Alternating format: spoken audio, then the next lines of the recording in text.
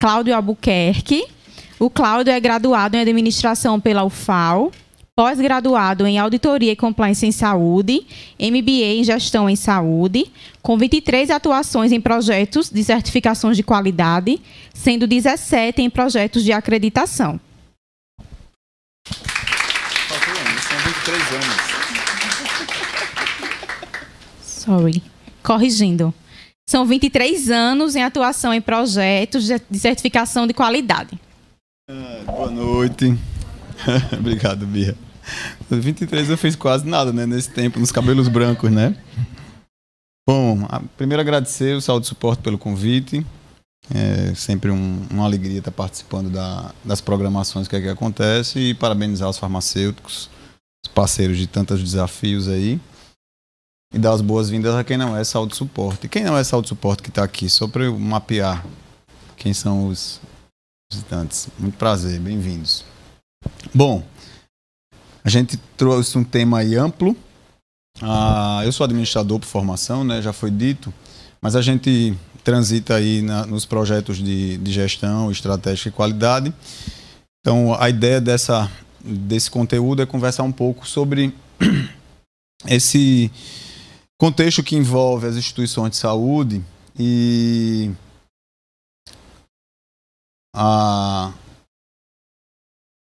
como é que a gente trabalha, como é que a gente vê as questões de sustentabilidade. Eu estou me enrolado aqui com esse, acostumado com o meu que é diferente, as tendências desse setor, né, e o viés disso com a cadeia medicamentosa, se pensar na sustentabilidade. Primeira evidência que eu, né, me deparei na hora de fazer revisão e tentar encontrar dados sobre sustentabilidade voltado para a cadeia medicamentosa é que não há muita evidência disponível, né? Você encontra artigos, tese, trabalho de conclusão de cursos aí voltados na área da farmácia, mas você não encontra, pelo menos eu não encontrei nada, nenhuma publicação voltada para a sustentabilidade da cadeia medicamentosa, né, nos termos da gestão em saúde, como a gente tem discutido. E aí uma coisa, a gente encontra algo relacionado aos hospitais, né, estudos em hospitais, números de hospitais, mas na atenção domiciliar a gente não encontra. Então, é a oportunidade da gente criar essa história, publicando o que a gente vai aprendendo aí, construindo. Antes de falar aí sobre a sustentabilidade propriamente dita na cadeia medicamentosa, eu julguei interessante a gente fazer uma rápida retrospectiva do que aconteceu no mercado de saúde no ano passado, né, que projetou para os especialistas aí as coisas que provavelmente devem acontecer e puxar o movimento e o que chama atenção no viés para a farmácia na cadeia medicamentosa.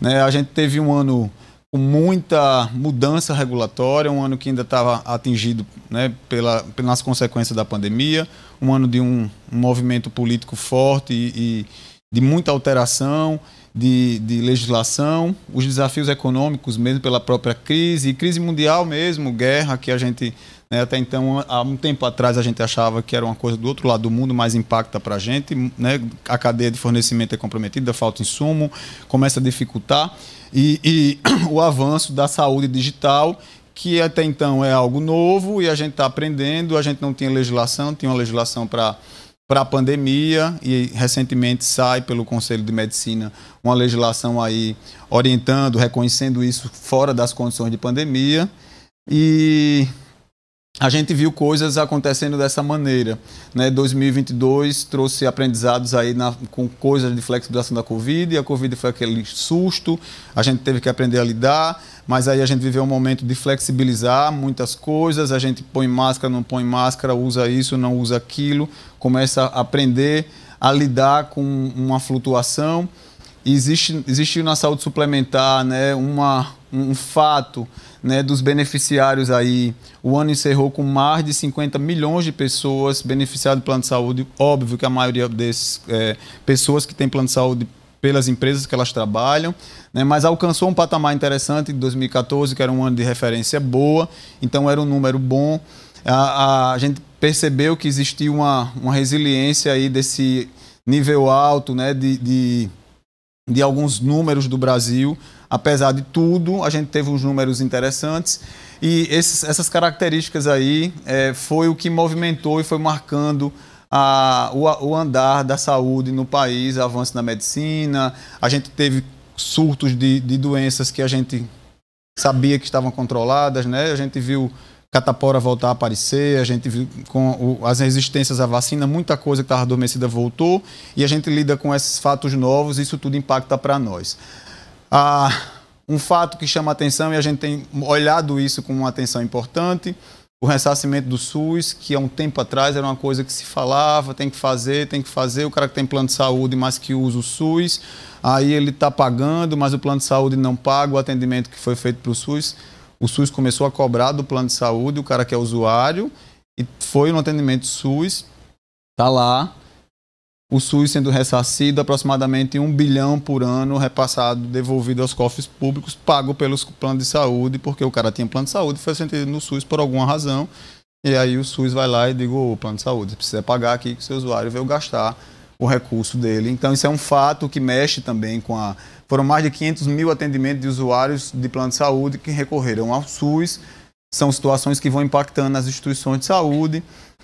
Ou uma questão que também mexe com as vidas, com a gente como usuário, com as instituições, as atualizações mesmo do rol de procedimentos de quem tem plano de saúde, com 49 itens, né, inseridos no rol. O que é que quer dizer?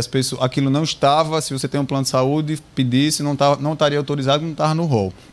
Então, 49 entre procedimentos, medicamentos, foram incluídos que as pessoas passaram a ter direito se elas têm plano de saúde. Então, coisas que a gente vai vendo no dia a dia, teste rápido para Covid, né, transplante de fígado, uma coisa extremamente importante, e a gente não estava no rol, quimioterápico oral não estava no rol. Então, coisas que os pacientes vão precisando e vão buscando. Fusões e aquisições no mercado de saúde, né, qualquer lugar do Brasil hoje, não sei se tem alguma capital que a Redditor não chegou ainda comprando algum hospital. Se não chegou, nos próximos meses vai chegar, vai comprar, e ela compra e muda toda a realidade do mercado. Do ano para o outro que muda, não. Mas muda tudo. E essas fusões, elas não ficam na Redditor. A Redditor é só um que trabalha muito marketing, a gente vê falar nela. Mas a gente tem um gigante chamado Apvida, que se juntou com outro gigante que aqui no Nordeste não aparece muito, que é a Intermédica, né? Essas duas marcas são marcas de plano de saúde, são hoje o maior plano de saúde do mundo em número de usuários, e eles unidos estão ali se combinando como vão funcionar, porque a Intermédica tem um alto nível de qualidade, a Apvida tem um padrão de qualidade diferente, eles estão combinando como é que vai ser esse produto. E aí, se a gente pensar, a gente está na atenção domiciliar, como é que a gente fica? Eles trabalham com home care, eles deshospitalizam, a gente precisa entender o que é que vem disso aí, como é que isso vai atingir a gente. A cada 10 anos, aproximadamente, o número de planos de saúde de beneficiário tem encolhido, né, com beneficiários ativos. O que é que quer dizer isso? A gente tinha uma história de muitos planos de saúde ativos. Por várias questões de não atender, de não conseguir se manter e tal, os planos de saúde começam a ser absorvidos ou feito fusão, ou deixam de existir, perdem a autorização para funcionar, e a gente tem uma redução do número de planos de saúde, apesar do aumento de usuários, mas as empresas têm sido reduzidas, encolhem 30%. Isso é uma realidade que começa a deixar a gente com poucas opções. A busca pela eficiência, isso é um fato que a gente vai falar especificamente na cadeia medicamentosa, a redução dos desperdícios e o controle dos custos é o que tem feito as empresas serem interessantes ou não para ser compradas por essas grandes empresas.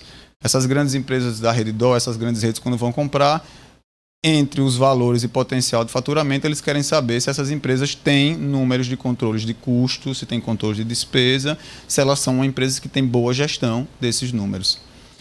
Por aqui a gente imagina que tem algo a ver com a cadeia medicamentosa, né? Então, a gente tem um forte movimento de parcerias, criando novas empresas. A gente não percebe se a gente não for fuçar os números do mercado, mas no Nordeste ainda é discreto isso. Mas no Sudeste já é algo forte. O interior de São Paulo, hospitais menores começam a fazer parcerias e criar redes menores de saúde.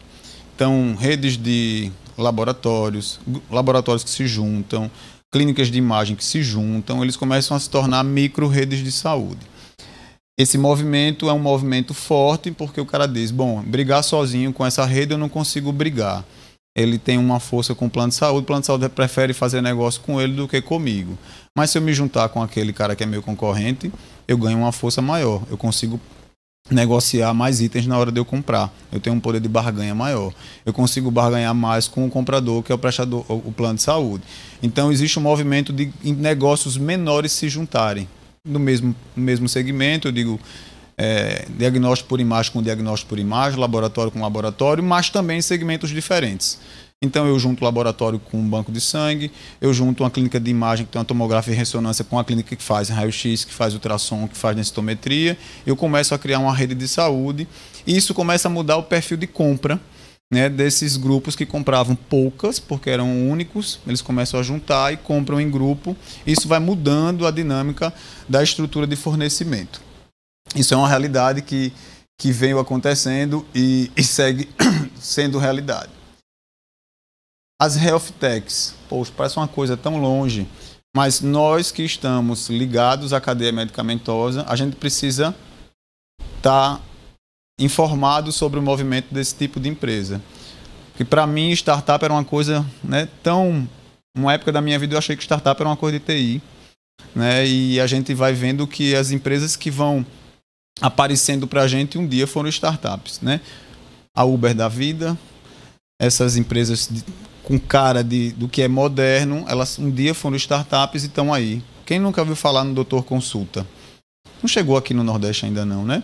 Doutor Consulta é forte lá no Sudeste e quebrou, desorganizou um monte de clínica de atendimento de consulta ali, de particular na rede privada e virou uma opção para quem pode pagar, mas não pode pagar um plano de saúde. O cara pode pagar uma particular, não pode pagar uma tabela de particular, mas pode ir no Doutor Consulta, que é uma clínica super arrumada, num padrão, funciona, mas é um preço popular, está em todos os lugares, você tem consultas e exames de várias especialidades e vários exames. Doutor Consulta é uma startup, valendo muito dinheiro, quebrando um monte de clínica que estava lá consolidado.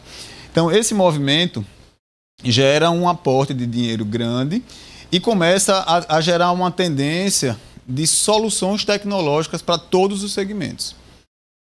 A gente, no segmento de atenção domiciliar, precisa estar atento às opções de startup que existem para diminuir os problemas que a gente tem internamente nos nossos setores. As soluções que a gente teve até hoje e às vezes persiste que elas resolvam alguns problemas, elas muitas vezes não vão ser suficientes para resolver aquilo que a gente não tem conseguido até hoje. Elas vão ser resolvidas com soluções tecnológicas que vêm dessas ideias, dessas empresas que são startups e estão ali testando soluções de dores que as empresas têm. Isso é uma realidade, a gente tem que pensar, identificar e trazer. Então, quando a gente vê, né, para um leigo pode parecer que isso é uma coisa de TI, né, uma solução para gestão de prontuário, né, para acesso à informação, telemedicina, isso tudo veio, né, dessa concepção de health tech, das empresas de tecnologia para a saúde.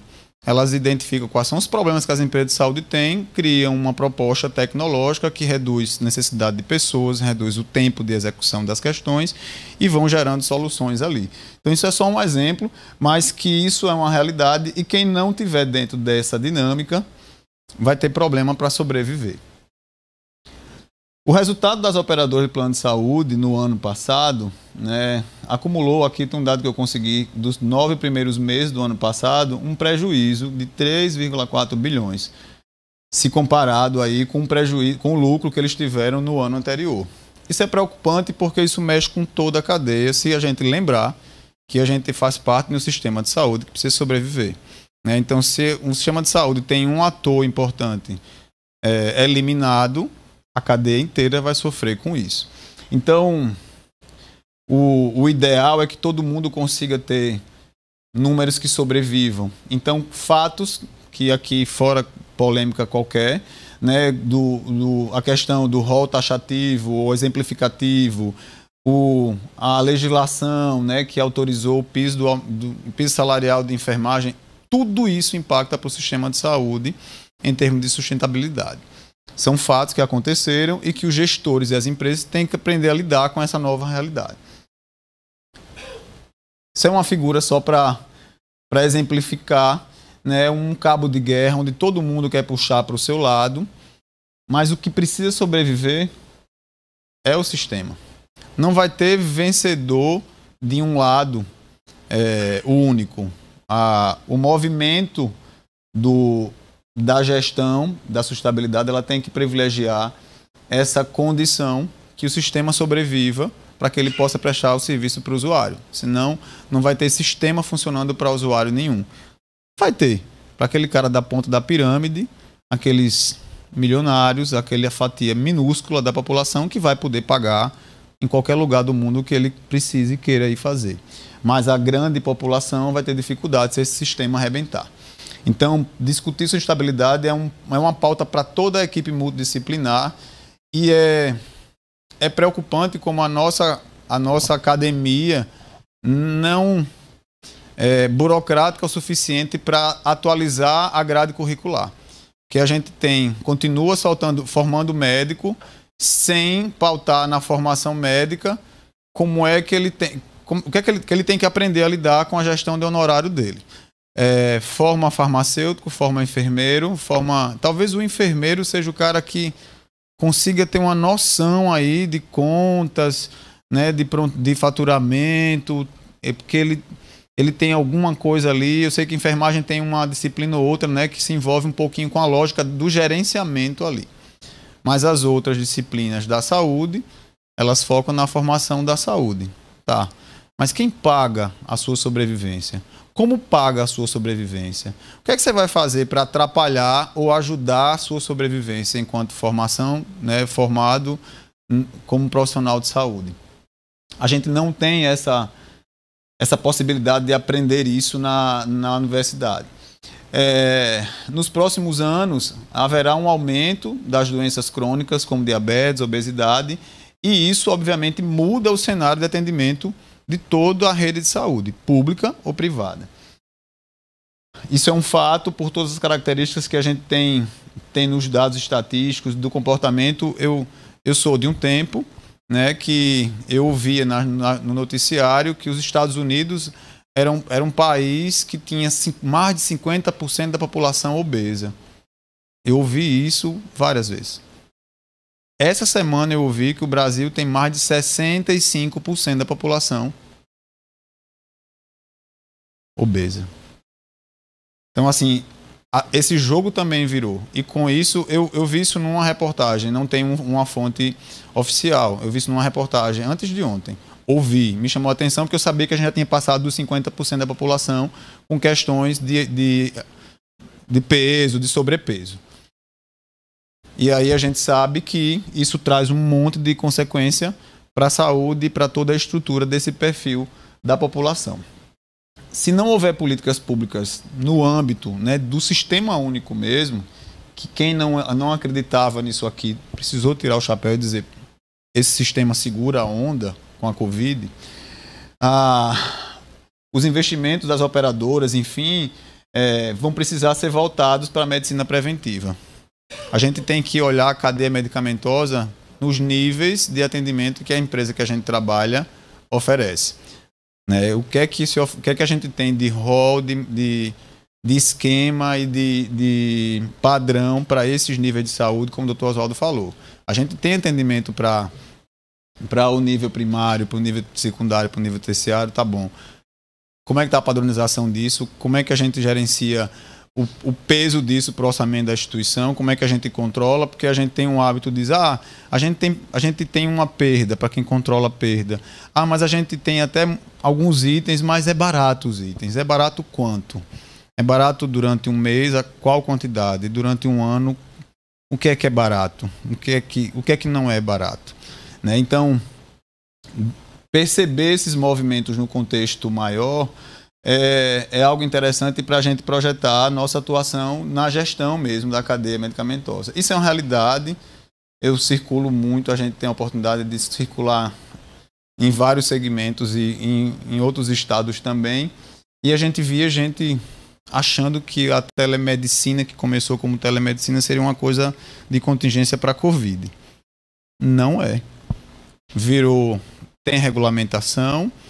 Hoje já não se fala em mais telemedicina, é telesaúde, porque a gente tem teleconsulta. Não é só mais do médico, é do enfermeiro, é do farmacêutico, é do nutricionista.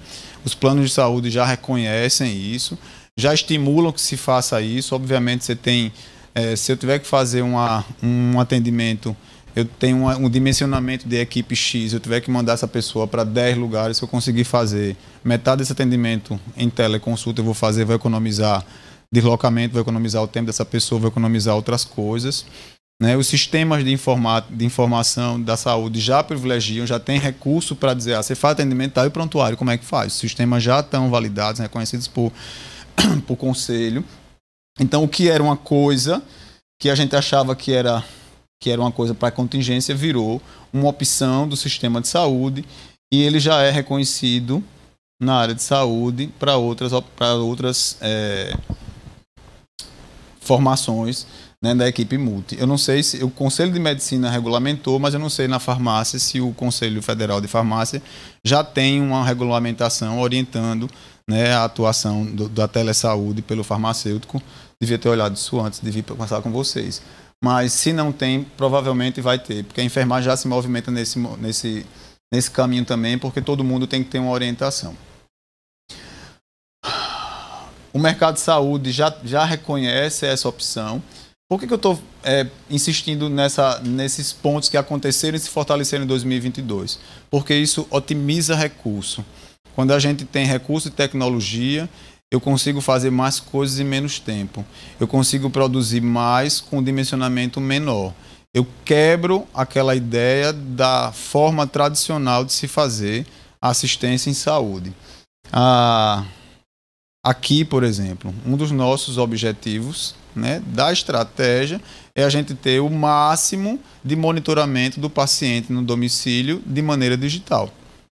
No dia que a gente conseguir ter um paciente dentro dos critérios de segurança, no domicílio, monitorado com equipamento, que alerte para a gente uma descompensação, um sinal de criticidade, e aí a partir disso a gente vai até o paciente, a gente economiza muita coisa em termos de recurso. A gente consegue ter uma estrutura de otimização, de estrutura, que talvez venha a ser solução para coisas que a gente entenda que daqui a pouco não vai se conseguir manter. Então, estar atento às soluções digitais, seja na área de farmácia, na área de enfermagem, na área de nutrição, em qualquer área, é uma necessidade de sobrevivência que a gente tem. A gente precisa virar essa chave e entender, primeiro identificar quais são as soluções possíveis. Se na instituição que a gente tem, ela está em condição de fazer investimentos para isso. Se eu me antecipo e entendo isso e aprendo a lidar com isso, eu não vou estar fora do jogo, né, porque eu vou ser o gestor dessa informação, eu vou trabalhar isso como gestor dessa informação. Então, a atuação virtual é uma realidade. A gente ainda não vê isso porque a atenção domiciliar é algo novo, né? É recente se pensar com os hospitais, mas as soluções elas estão chegando. As startups, as soluções de tecnologia estão sendo apresentadas e na medida que as empresas têm aporte financeiro para fazer, elas começam a trabalhar projetos pilotos para otimizar esses recursos.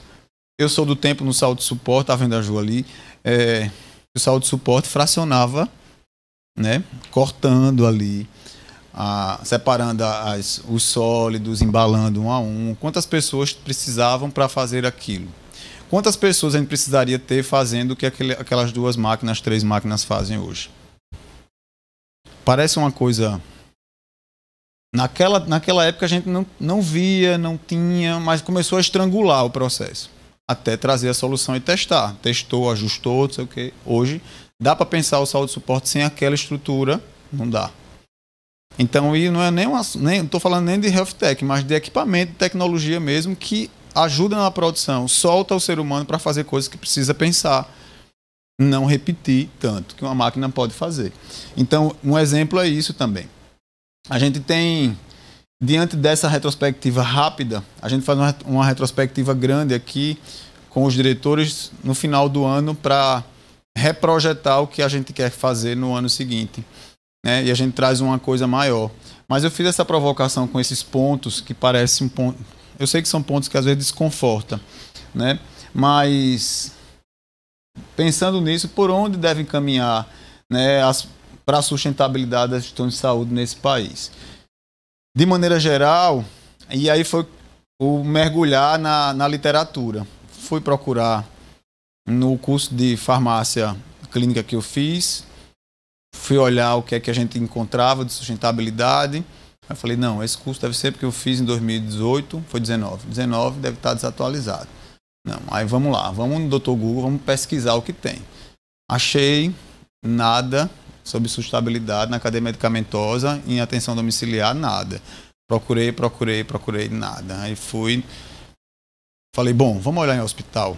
O que a gente está encontrando, vamos olhar em hospital. Né? Fui olhar nas revistas, e aí você encontra coisas voltadas para o hospital, para farmácia hospitalar, alguns estudos. Peguei uma tese de mestrado que uma farmacêutica fez, pensando ali na sustentabilidade da farmácia Hospital das Clínicas de Porto Alegre. Foi o que a gente encontrou. E creiam, eu vi o óbvio. Aquela coisa do óbvio ser dito, nenhuma das soluções propostas, pelo menos na área hospitalar, para sustentabilidade, é algo que eu nunca tinha ouvido falar. Nada. É tudo que a gente ouviu falar, que a gente pede que faça quando a gente está avaliando a instituição, que a gente cobra quando a gente está assessorando, e às vezes as instituições não conseguem fazer. Por quê? Porque não tem sistema, porque não tem equipe. Vocês vão ver. Primeira coisa que é clássico. Quer trabalhar um foco de sustentabilidade para a sua cadeia medicamentosa, entenda quais são os custos assistenciais da sua linha de produção. O Dr. Oswaldo fez aquela linha de cuidado ali, né? Da captação, da implantação, da realização do cuidado, da efetividade clínica, até o desfecho. Entenda como é que caminha a cadeia medicamentosa em cada uma dessas etapas do seu cuidado na atenção domiciliar. Aparece cadeia medicamentosa na captação, o que é que aparece? Aparece na implantação, o que é que aparece? Aparece na realização do cuidado, na efetividade clínica e no desfecho. Aparece em todas as etapas. Todo mundo aqui é de home care, não é? Não é? Ah, não é, que bom. Então, eu posso ousar, né? A cadeia medicamentosa, ela participa de todas as etapas dessa linha de cuidado. Seja com informação, seja com insumo.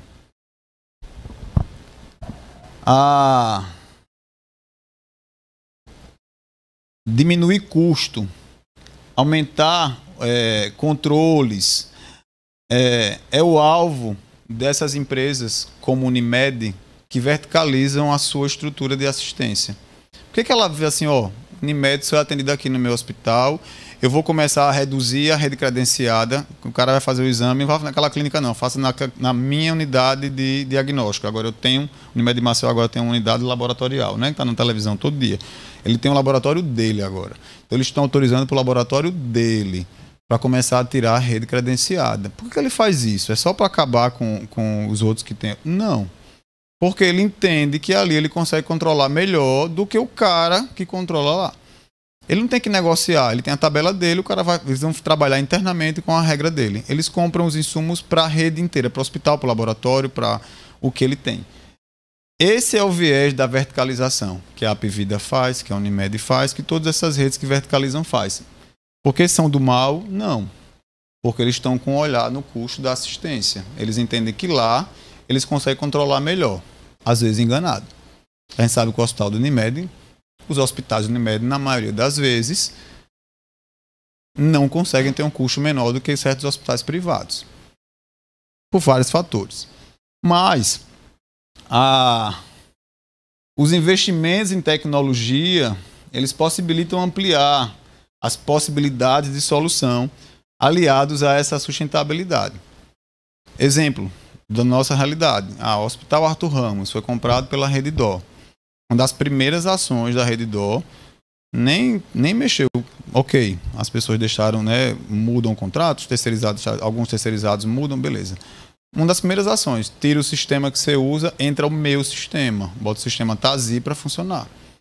Porque lá ele tem o cadastro de produto, ele tem o cadastro de tabela que ele negocia, já tem toda a estrutura controlada, tem os protocolos padronizados disponíveis para começar a trazer a cultura dele para onde ele chegar.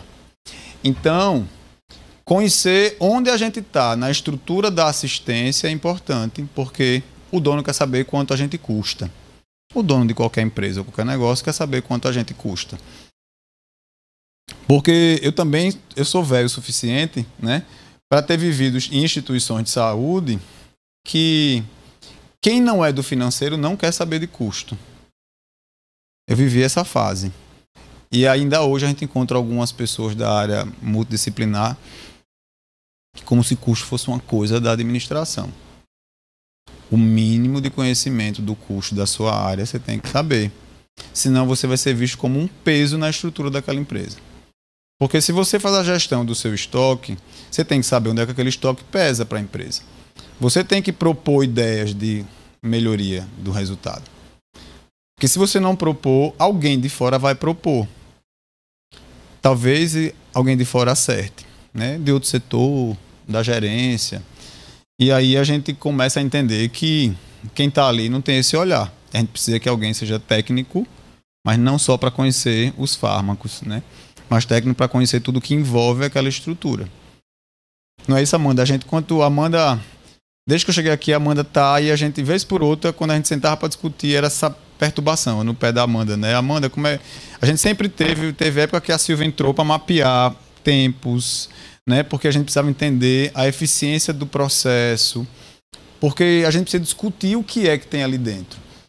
Senão a gente pode estar pesando para a instituição, no lugar está dando soluções para ela, está sugerindo soluções.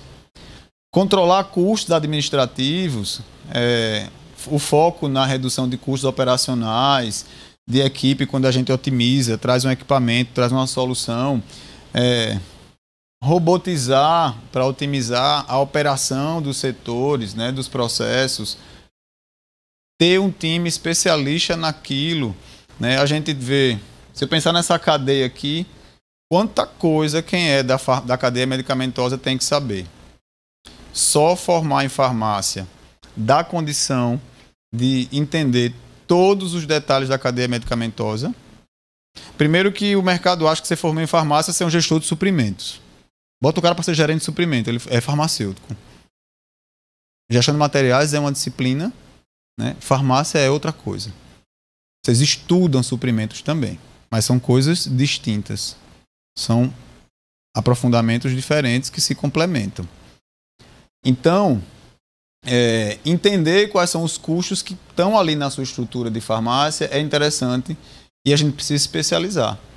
O gestor da cadeia medicamentosa ele precisa entender de farmácia, ele precisa entender de suprimentos, ele precisa entender de logística. Porque senão ele vai ter um pé capenga sempre. Ele vai acreditar em alguma coisa que alguém está dizendo. Ele vai sofrer com um número que ele não entende porque aquele número não está fechando. Né? De um lado ou do outro vai estar capenga. Tem que especializar nisso. Não estou falando de especialização não, porque às vezes a gente faz especialização não muda nada. Né? Mas a gente tem que entender onde é que a gente está metido, quais são as etapas da atuação da minha cadeia medicamentosa e o que é que eu preciso entender e quais são os controles que aquela etapa precisa e até quanto eu consigo fazer isso na minha instituição. É essa especialização, né, que a gente está falando aqui.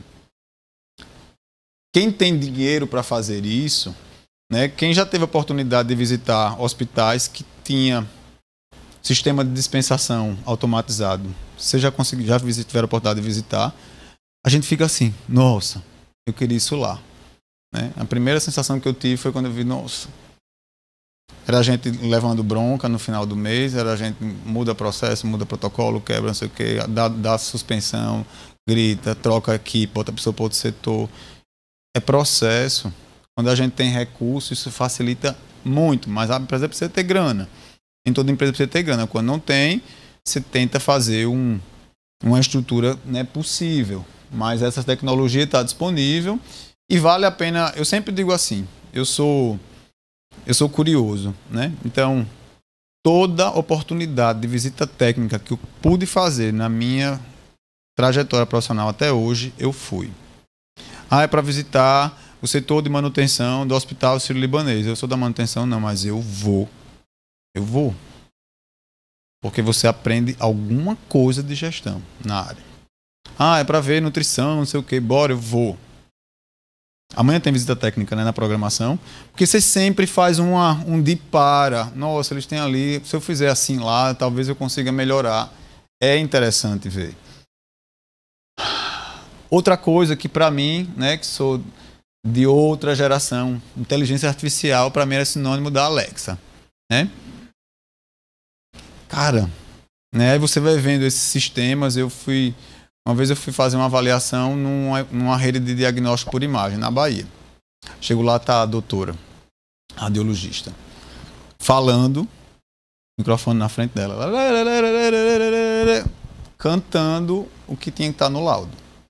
E ela falando, a gente tinha que avaliar a mulher, e aí deixa ela terminar o laudo. Eu nunca tinha visto nessa cantoria. Agora isso faz muito tempo. Agora isso está comum. Mas ela ia dizendo lá e o sistema ia depois ela chegava, revisava, limpava, alguém fazia o ajuste do texto, o laudo estava pronto. Ela ia olhando a imagem, ia dizendo, o sistema ia montando o laudo para ela. Coisas como essas simples, né, que ajudam a operação a flutuar. Diferente da gente fazer no modo tradicional. Uma coisa que se estimula, né, na saúde suplementar é que a gente já tem tantos exemplos e alguns exemplos mal explorados. Aqui, Cláudio, mas é uma coisa do marketing, talvez da área comercial, o cartão de desconto, o cartão de fidelização do meu hospital ou da minha home care. O cartão de desconto pode ser um produto comercial. Mas o que vai vender esse produto começa na padronização. Se eu tenho uma tabela diferente, eu preciso de uma estrutura de custo diferente. Se eu pensar no hospital, eu vou pensar num kit, né? Aqueles kits, eu vou botar o produto top de linha que custa 10 vezes o produto que eu tenho, que é seguro e custa 10 vezes menos. Se eu vou vender com um preço menor, eu vou botar o produto que custa 10 vezes menos. Se ele é seguro, eu tenho um kit que custa menos para a empresa ofertar por um valor menor. É surpresa para algum de vocês aqui que toda vez que uma empresa de saúde que presta serviço para um plano de saúde, quando senta com a operadora lá, senta com o cara do Bradesco aqui para discutir tabela, você acha que o Bradesco vem sentar para aumentar a tabela? Ele sempre vem para reduzir o valor da tabela do contrato. Às vezes um bom negociador até consegue ajustar, reajustei para isso, porque ele se amarra no reajuste da inflação e não sei o que, não sei o que. Mas ele sempre vai querer baratear o preço do contrato que ele tem lá. E aí o dono fica como se a gente não tiver um suporte de quem está no controle do estoque, quem padroniza. Também vivi realidades que as pessoas padronizavam o topo de linha. Pega isso da 3M, pega isso nesse daqui. A presidência da comissão de padronização era VIP. Ela escolhia o melhor produto do... Quem paga essa conta? A sustentabilidade vai no custo-efetividade, na segurança daquilo ali. Porque existem as coisas muito boas. E normalmente o que é muito bom tem um preço bom também, né? Existem as coisas boas que são mais acessíveis, que são seguras e tal. E na hora que você vai botar um preço para vender, você vai pensar na estrutura desse combo que você vai ofertar. Então, a precificação muitas vezes fica para o cara da área comercial, que vai fazer uma tabela, um orçamento, não sei o quê. Ele vai fazer com o custo que ele conhece. Mas se eu tenho uma dinâmica efetiva de atualização da minha padronização, eu posso dar informação atualizada para ele. E ele tem uma base de calcular o preço que ele vai cobrar, diferente do que ele tinha ali. Então, a cadeia medicamentosa, ela interfere, obviamente, no preço do serviço que eu estou vendendo. O foco de toda empresa de prestação de serviço já é e sempre vai ser atender a necessidade do usuário na maior facilidade possível.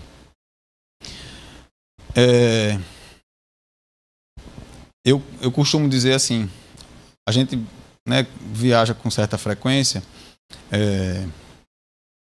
eu não sei, mas eu já habituei a fazer o check-in no meu aplicativo. Para passar, eu chego lá, me apresento com o check-in feito, porque eu pego uma fila menor, você embarca com aquilo ali, você facilita um caminho. Imagine se um de nós formos fazer uma viagem, não sei, tem gente que ainda gosta de fazer isso, né? Mas eu preciso ir, aqui em Maceió, por exemplo, eu não sei, mas você tem que ir no balcão da Gol. Onde é o balcão da Gol? Eu acho que Maceió só no aeroporto. Não tem loja da Gol espalhada por aí. Você vai daqui para o aeroporto, você vai chegar lá, esperar para ser atendido, você vai pedir à moça que eu quero viajar no dia tal, no horário tal, que ela pesquise para você, que ela lhe diga o preço, você compra aquilo. É assim que funciona? Normalmente não. Normalmente a gente vai no site, né, escolhe uma passagem, tem um código de reserva, você paga o seu cartão de crédito, com aquele código você vai fazer o check-in no dia e você vai embarcar. Você vai passar no balcão, você tem que se apresentar e despachar as coisas. Por que que na saúde, em situações eletivas, a gente tem que fazer tudo tão manual? Eu não vou no McDonald's nunca, que eu não gosto de McDonald's. Mas eu fui com fome essa semana no shopping. E aí pedi a comida. Eu tava tão com fome, com tanta fome, que eu falei, eu preciso comer alguma coisa antes. Aí uma batatinha. Aí corri no McDonald's. O McDonald's estavam com todas, no Parque Shopping, com os 3 caixas fechados e 3 telas do lado para as pessoas fazerem o autopedido. Isso é facilitar a necessidade do cliente. Fiz o pedido da batatinha, veio um negócio número 158, não sei o que, daqui a pouco me entregaram. Por que que na saúde eu tenho que pegar um telefone, ligar para aquele lugar, dizer, olha, eu estou precisando disso, aí alguém anota ou digita, aí alguém, tá, me dê seu telefone, tá, e alguém vai fazer um orçamento, alguém vai devolver esse orçamento para a pessoa vai olhar, vai dizer, deixa eu ligar para negociar. Por que que tem que ser tão difícil? Por que que tem que ser tão como antigamente? Por que que os pedidos, né, da equipe de assistência muitas vezes tem que ser tão manual? Para chegar na farmácia tão manual. Para a farmácia separar tão manual. Para a farmácia entregar tão manual. Para alguém distribuir tão manual. Para a equipe receber lá tão manual e com tanta falha. E para devolver tão manual com tanta falha. Essas são as necessidades de solução tecnológica que a gente tem que superar. Que a cadeia medicamentosa tem que superar. Porque a gente precisa atender as necessidades, quando fala não é só da população, mas do cliente daquele processo. Né? Quem é o cliente da farmácia quando a farmácia dispensa? É quem recebe a dispensação. Quem é o cliente de quem recebe a dispensação? Sei lá, é o paciente ou a equipe do cuidado que está lá na casa ou no leito do paciente, na enfermaria ou no posto de enfermagem daquele andar. A cadeia de suprimento, ela deve ser administrada de um modo coordenado em direção aos objetivos comuns.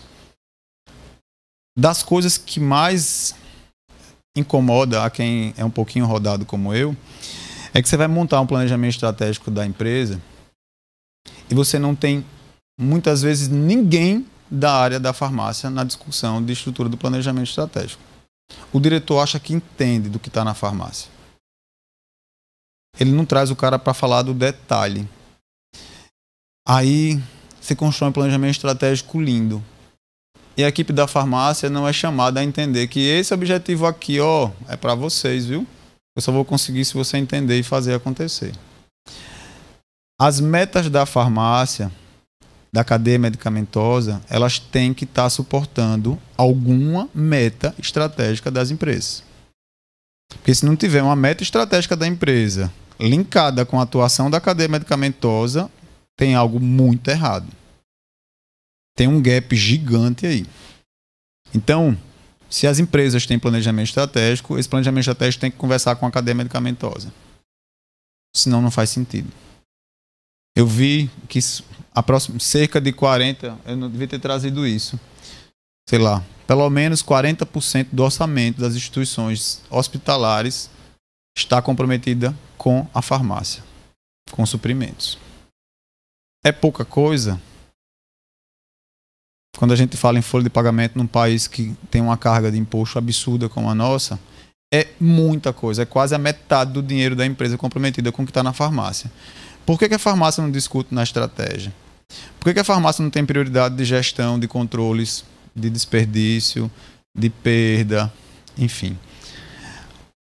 Essa provocação é de quem discute estratégia todo dia e de quem sente falta do especialista de suprimentos sinalizando onde é que o sapato está apertando. A cadeia de suprimentos, ela sempre vai estar baseada nessa perspectiva desse tripé aqui. Sustentabilidade, que é o que a gente está tentando falar um pouco, né? Integração nos lucros, porque se a cadeia não funciona bem, não tem margem de lucro. E o impacto disso na sociedade, no planeta. Isso é uma coisa que a gente precisa primeiro se sustentar, né? E depois a gente pensa nisso. Mas hoje a indústria farmacêutica tem sido cobrada disso e tem atuado com projetos interessantes. Mas eu vou me ater aqui, esses números não são números do Saúde Suporte, tá? São números desse estudo que eu fui achar lá para tentar trazer uma coisa mais da realidade. Do Hospital das Clínicas de Porto Alegre. Não sei se você conhece esse hospital. Esse hospital é um hospital gigante, de extrema produção científica, de produção mesmo, de cuidado. Eu tive a oportunidade de conhecer, e esse estudo é um estudo desse período aqui, mas na gestão das perdas, eles trazem ali alguns exemplos. Identificação e mensuração das perdas de estoque, eles fizeram um mapeamento e uma estratificação. Assim, no mínimo, você tem que olhar as perdas. A gente está tendo tantos itens que a gente perdeu, isso corresponde a tantos R$1.000 no final do período. Tá, mas esses itens são o quê? Aí ele vai lá estratificando, né? Foi material vencido, foi material danificado, foi quebra na individualização, foi quebra na qualidade, foi material fora de uso. Por que é importante estratificar assim? Porque a estratégia para corrigir vai na ferida maior. Por que eu vou perder tempo com uma coisa que eu estou perdendo 2.000 no período se eu estou perdendo 777 mil por uma causa? Eu vou atacar essa causa. Porque isso vai gerar um maior impacto na sustentabilidade daquela instituição. Então não adianta eu estar assim, eu tive 827 mil de perda. Tá, beleza. Mas o que é que tem dentro desses 827 mil? Outro exemplo que ele traz, aí ele fala assim, esse estudo diz assim, uma ação de correção que eles fizeram foi criar um padrão para gerenciar o controle das validades dos medicamentos. Você sabe por que esse hospital teve uma intervenção dessa, virou um estudo dessa pessoa, desse profissional? Porque eles foram acionados pelo Ministério Público do Rio Grande do Sul. Porque eles estavam tendo perdas gigantes com itens do SUS, eles precisaram dizer o que estava acontecendo. E aí eles foram estratificar, essa pessoa publicou, trouxe esses números assim, e ele foi tentando corrigir essas coisas, mostrando essa história. Então esse padrão, um POP, que eles chamaram de POP exatamente, regrava lá como dispensar medicamentos no prazo de validade, pensando em evitar essa distribuição de vencidos, controlar estoque minimizando o máximo a ocorrência de vencidos, gerenciar o consumo atual dos itens. Eles têm lá numa política, eu lembro que itens do estoque com prazo de validade de 1 ano, eles já começam a trocar, é o máximo, é o ponto de corte de 12 meses. Se daqui a 12 meses vai vencer, já começa a tentar trocar, já começa a negociar com o fornecedor. O que é que a gente, pelo menos o que eu costumava ver quando eu fazia avaliação de hospital. Com 3 meses a gente recolhe. Aí tem gente que com 30 dias a gente começa a tentar trocar. 30 dias você não vai conseguir, vai vencer, ninguém vai querer trocar. O cara vai receber um negócio, o cara tem um pronto-socorro, ele vai usa todo dia. Cara, mas não dá tempo. Em meio a tudo que vocês estão fazendo, não dá tempo. Aqui, esse padrão, por segurança, eles definiram 1 ano. Então, enfim, é só um exemplo. Mas aqui outro dado que ele traz. Eles tinham uma taxa de perda de medicamento por validade expirada. Aí você vê a taxa, eu fui vendo. Falei, nossa, mas foi piorando depois. Eles explicam, né, que foi piorando.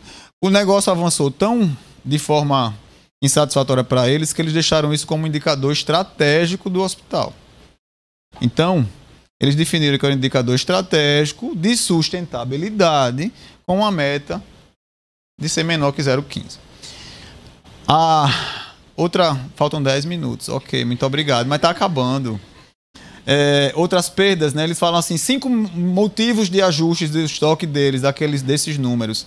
A perda de medicamento por quebra de individualização, a quebra de qualidade, material vencido, material quebrado, danificado. Eles foram estratificando para tentar ir exatamente onde eles estavam errando mais.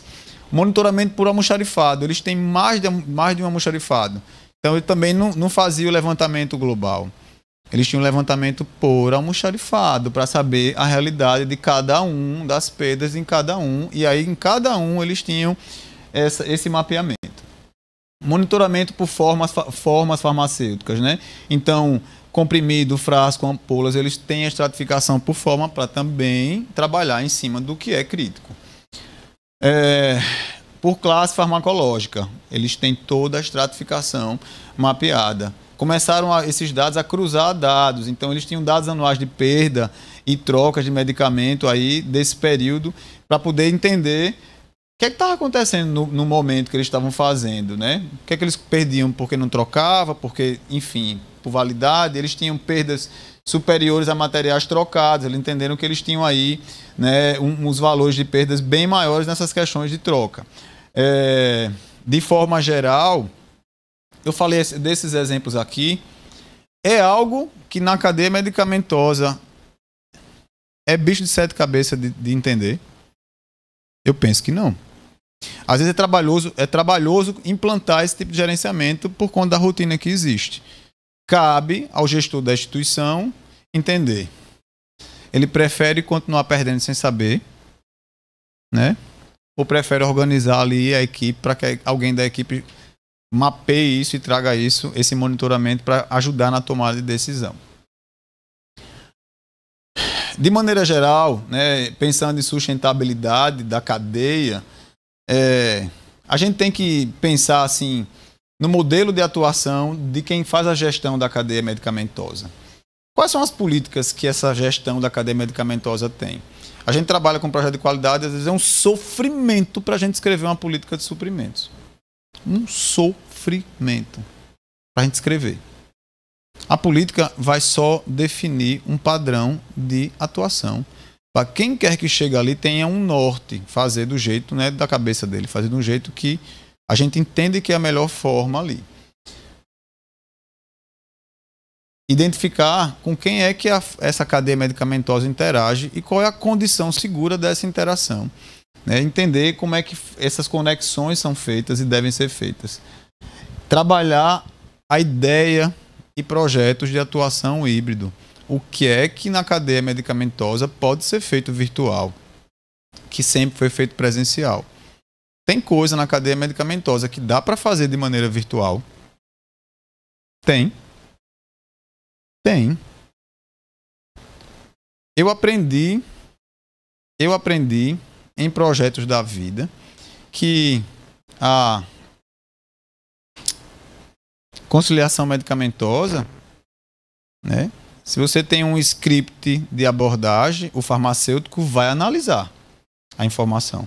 Mas qualquer pessoa que seja sã, né, e saiba ler, escrever, pode fazer abordagem para o paciente, para o acompanhante, e coletar informação. Essa informação chegar na mão do farmacêutico, que é o especialista nos fármacos, e analisar aquilo ali. Mas, por que tudo tem que ser feito presencial? Hoje em dia, a gente precisa identificar possibilidades. Porque aí eu não bato na porta do diretor dizendo eu preciso de mais 3 pessoas, eu preciso de mais 2 balconistas, aí daqui a 6 meses eu preciso de mais 2 pessoas, aí o diretor vai chegar e vai dizer eu preciso que você vá embora, porque do jeito que vai eu vou fechar a porta. A solução é de otimização de processo. Não que as empresas não gostem de pessoas, mas as empresas são uma engrenagem. E essa engrenagem ela é tecnológica. A gente é só uma parte dessa tecnologia. E a gente tem que pensar no modelo assistencial. Se esses instrumentos que a gente está estabelecendo aqui garantem práticas seguras, prática de qualidade e um desfecho que traga para a gente aprendizado. como o doutor Oswaldo falou, o desfecho na atenção domiciliar é igual ao hospital. O hospital tem um desfecho. Quais são as saídas? O cara ou sai porque ele foi transferido para outro hospital, ou ele sai porque ele morreu, ou ele sai porque ele recebeu alta. Né? Na home care é parecido. Ou ele sai da home care porque ele foi internado, ele saiu do domicílio para um hospital porque ele precisou, ele sai porque ele foi a óbito, ele sai porque, nas possibilidades que existirem, ele recebeu uma alta da home care. O que é que a gente aprende com os desfechos? O que é que a farmácia tem aprendido com os desfechos? Encerrou um paciente e morreu. Recolhe lá o material que estava lá. Quanto de aprendizado a gente tem na farmácia quando a gente recolhe o estoque que está no domicílio? O estoque em domicílio é um fantasma na cadeia medicamentosa de home care. Que tem esse lugar que ninguém consegue controlar 100%, né? No país inteiro. A gente manda.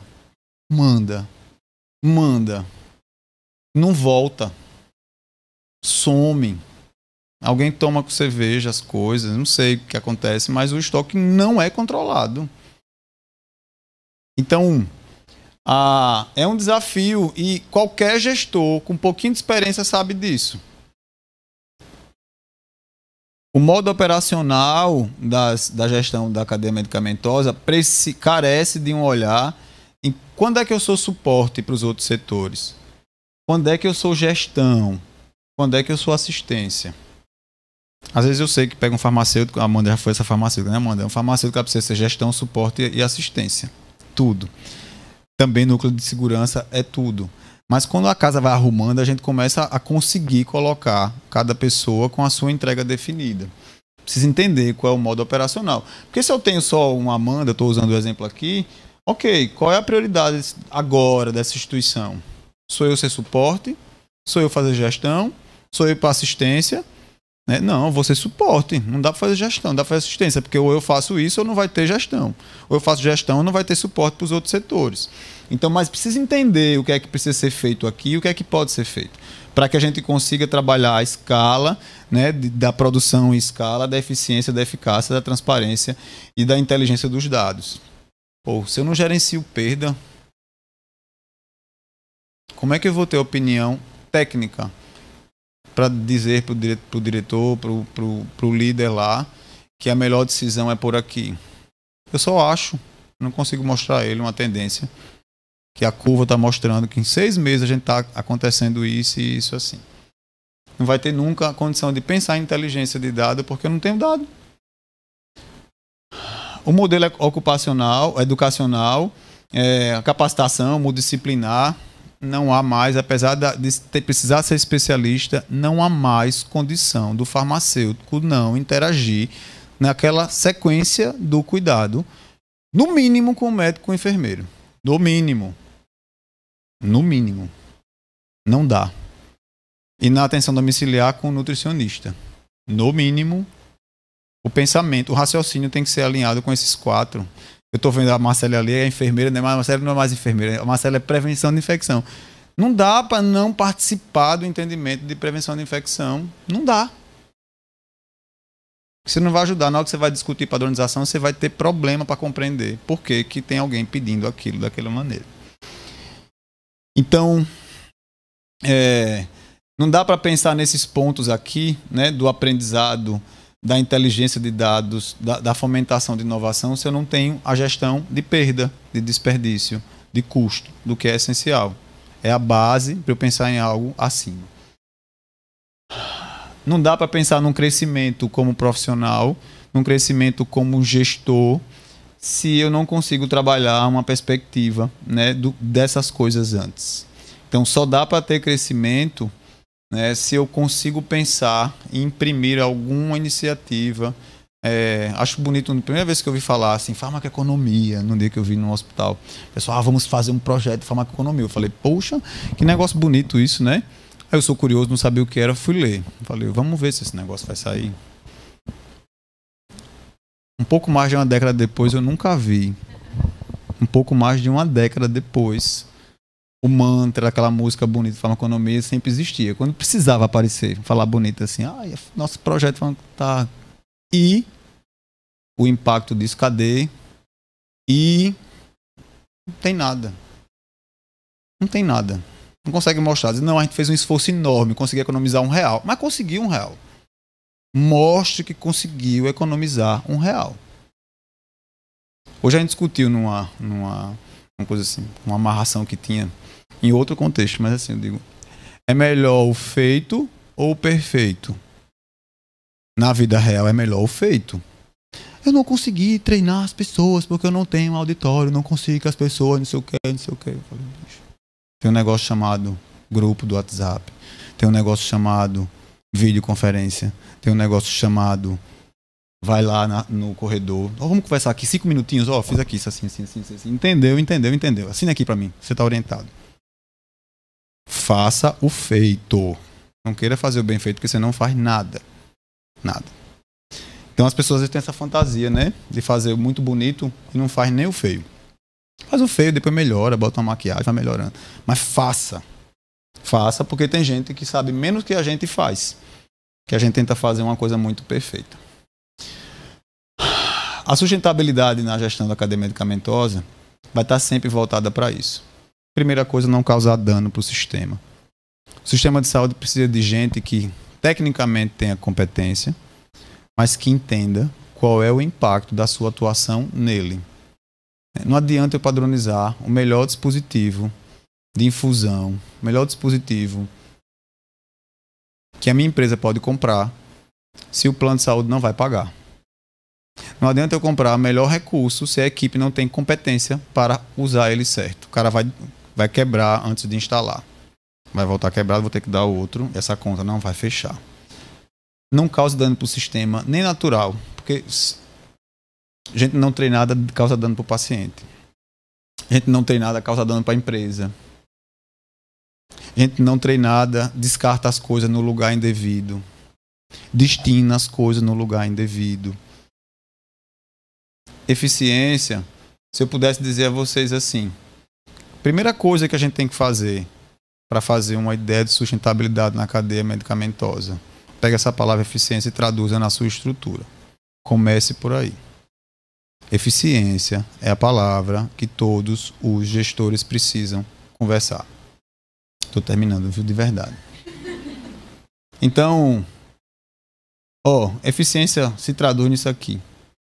Perdas, desperdício, monitorar o valor do que a gente está deixando de comprar por uma opção mais viável, ofertando possibilidades para o gestor, né? Entender os custos associados. A gente tem uma mania de contratar, faz um contrato com o fornecedor, com a distribuidora e nunca mais a gente olha esse contrato. Nos planos de saúde, quando a gente tem um contrato com a operadora, pelo menos uma vez por ano, a operadora perturba a gente, ou a gente tem que ir lá tentar melhorar a tabela. Mas quando a gente contrata um serviço, uma coisa, a gente não olha as condições. A não ser que dê um problema. A gente não olha. Tem contrato... Não sei se isso mudou, né? Porque eu nunca mais fui para a operação. Mas é comum, Amanda, ainda que a gente tenha contratos... Não aqui só, mas assim, que você sabe, as pessoas têm contratos aí de 5 anos. Não, aqui não tem, né? Eu espero que não tenha. Mas assim, são contratos gerenciados, mas você vê, nos hospitais é muito comum você ter um contrato velho mesmo, que o cara tem lá e está valendo aquilo ali. Mas está valendo por quê aquilo ali? Você não atualizou mais.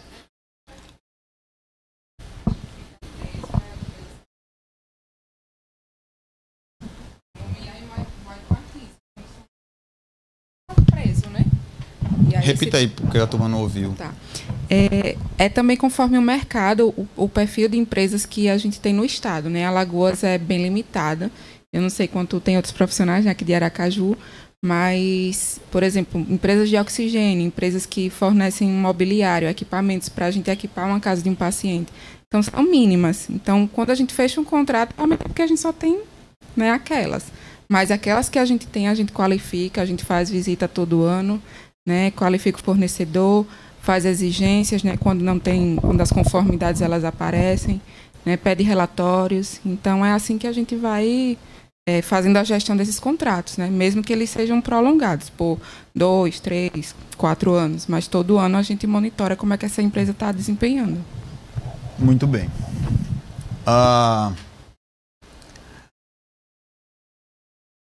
Vocês sabem mais do que eu que não é uma tarefa simples, é complexa, porque os sistemas são dinâmicos, vocês interagem com muitas stakeholders ali. A mudança de processo nos processos tem que ser uma constante. Não dá para ser resistente na gestão de suprimento. Toda hora você precisa olhar diferente para as coisas. Tudo que vai acontecer na empresa vai mexer com suprimentos. Tudo. Se não estiver mexendo, tem algo errado. Tem algo estranho. Tudo impacta em suprimentos. Tudo. O conceito de sustentabilidade nessa área sempre vai estar ligado a isso. Percebam quantas vezes eu falei redução de perda, controle de perda. Adequação à legislação, obviamente. Quando possível, a reutilização de materiais ou destinação correta, que é o que se faz hoje na indústria farmacêutica, a questão da destinação correta. Se jogar no Google sustentabilidade, qualquer área vai rodar nisso aqui. Tem que ser econômico. Essa economia tem que ser justa, obviamente. Você não vai comprar o mais barato que vai quebrar, não vai ter qualidade. Justo dentro do que é sério. Tem que ser viável. Ela tem que estar dentro de um contexto ambiental, como a Amanda trouxe o exemplo do contrato, como a gente tem exemplos do perfil da população que a gente está atendendo. Tem que, dentro dessa condição, tem que ser algo tolerável, não pode ser nem a ferro, nem a fogo, nem porta aberta também, para tudo, pode tudo. Não, nem pode não ser, não pode nada, mas também não pode ser, pode tudo. Essa questão social está muito relacionada ao impacto que a irresponsabilidade ou a incompetência dentro da gestão da cadeia medicamentosa gera de consequência mesmo para o comum, de dispensar coisa errada, de deixar faltar itens para assistir o paciente. O impacto social disso é enorme, porque você prolonga uma internação, você permite, contribui para uma complicação não resolvida, né? É a coisa. A gente tem a felicidade de trabalhar com empresas com qualidade ou que tem um manejo. A gente não tem essa incidência de coisas, mas é muito comum na estrutura de saúde faltar itens para o paciente. E ninguém pede uma coisa porque achou bonitinho na prescrição pedir. Pediu porque o paciente precisa. Se não chega no tempo oportuno, aquele paciente vai ficar pelo menos algumas horas, algum dia, né, esperando aquele item para tratar. Então, ser sustentável é toda essa cadeia aí. Essa conversa toda não veio da minha cabeça. Tem referência para vocês, eu acho que isso aqui vai estar disponibilizado. Eu espero ter contribuído. Estiquei 2 minutos, 3. Agradeço a atenção de vocês, viu? Vocês são guerreiros. É sexta-feira, às 9h30 da noite. Sextou agora. Alguém tem alguma dúvida? Quer perguntar alguma coisa para o Cláudio?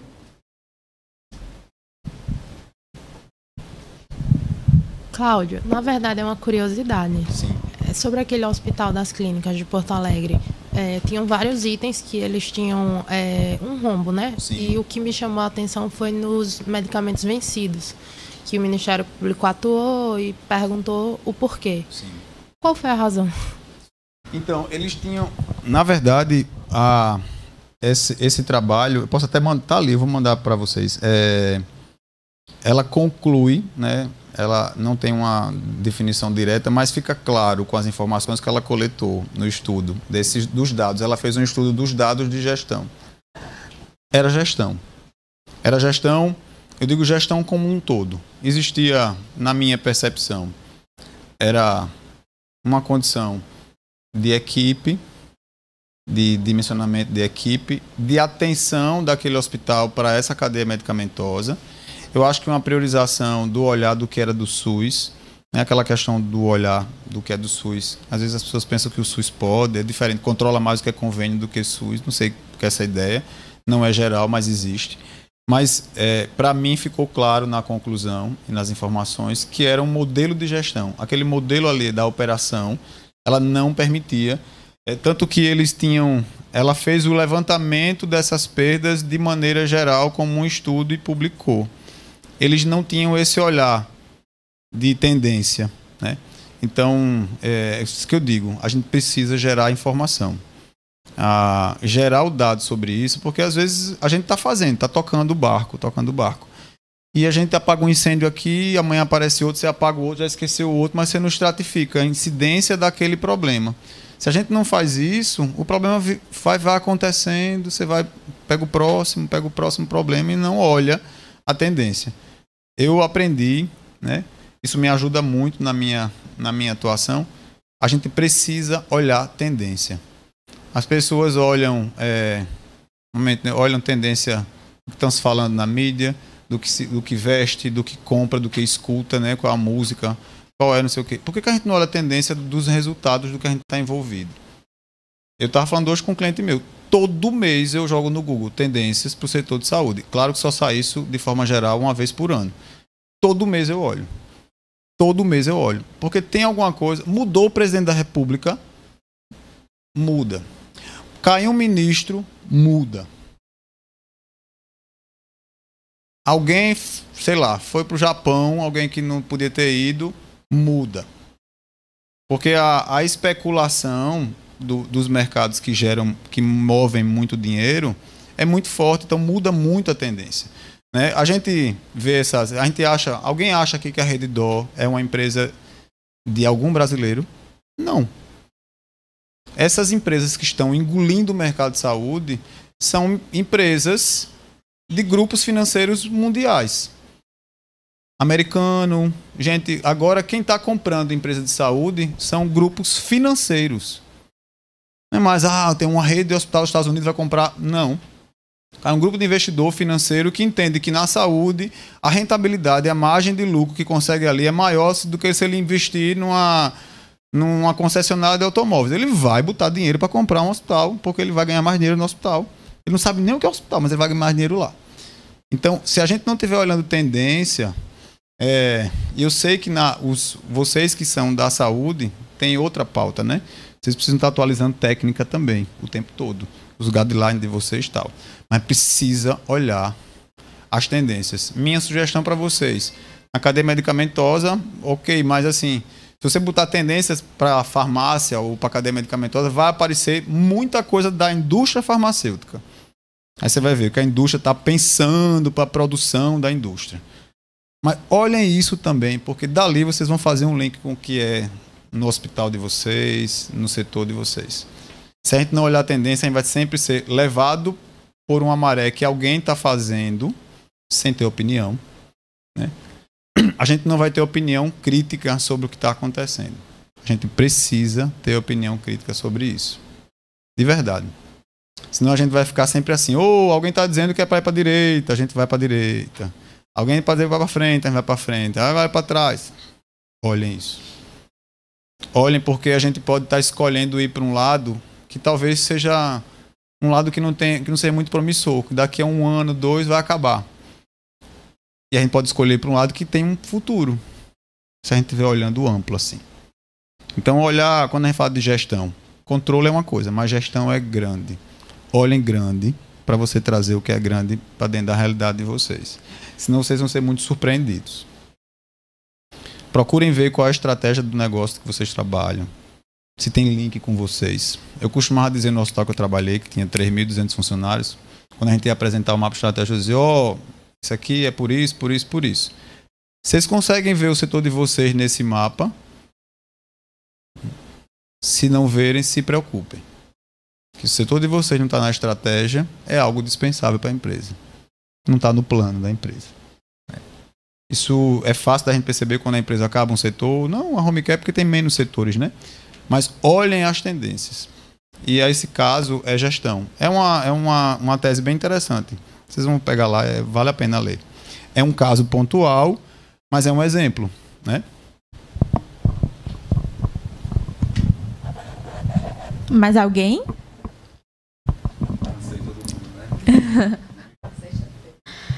Então agradecemos o Cláudio por sua brilhante e riquíssima palestra, né? É impossível a gente sair de uma palestra do Cláudio, sou suspeita para falar, né? Sem um aprendizado tão rico, né? Muito bajulo mesmo, minha gente. Vou convidar a Manu para entregar seu brinde, para a gente encerrar nosso dia de hoje. Vou para ali para o retrato. Se fosse eu quero ver. Eu só mostrar a sacola do evento.